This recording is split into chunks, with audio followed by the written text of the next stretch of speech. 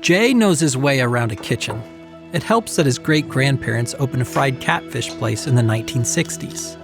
Jay knows how to handle a knife because he put in the hours washing dishes. Jay brought the right ingredients to the table today because at some point he probably brought the wrong ones to the wrong table. And Jay doesn't just know how to make mouth-watering lime-zested salmon tacos with his eyes closed. He can teach us how. Our past, our family history, and even our mistakes.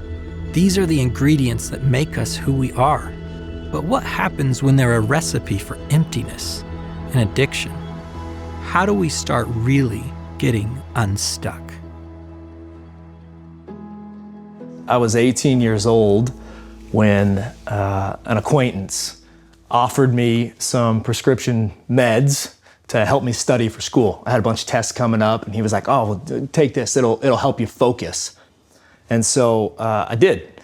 Took it, and frankly, it worked. And it worked really well. I focused really hard. I could stay up for longer chunks of time. I could stay engaged on it. And in hindsight, it was a foothold for me. It was a beginning place that grabbed into. And it wasn't till years later when life got heavy, as it always does, right? As circumstantial things happened, I built this habit, and I began to just take the medicine as much as I could to try to numb that pain and check out from the reality around me.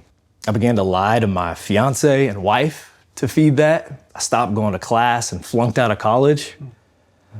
And I was a wreck, and I was in this rut that I couldn't get out of. Yeah. And it was revolutionary, the grace of Jesus in that moment. It's freeing.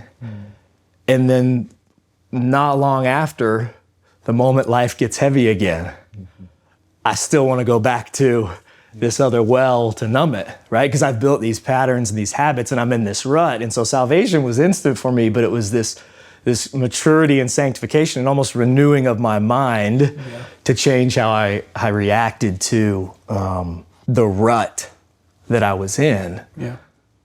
Gosh, 15 years, pornography was that.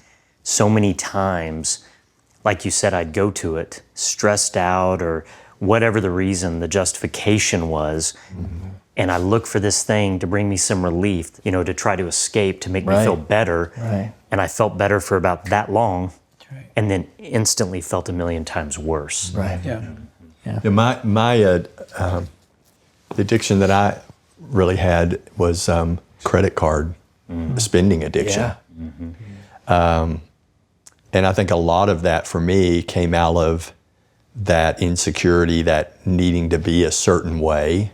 And along with it went the lying, the deception, right. Not being honest with my wife. You do that, and then you're like, man, I feel so horrible for doing that. And then you're back in that rhythm again. Right. Yeah. Yeah, absolutely.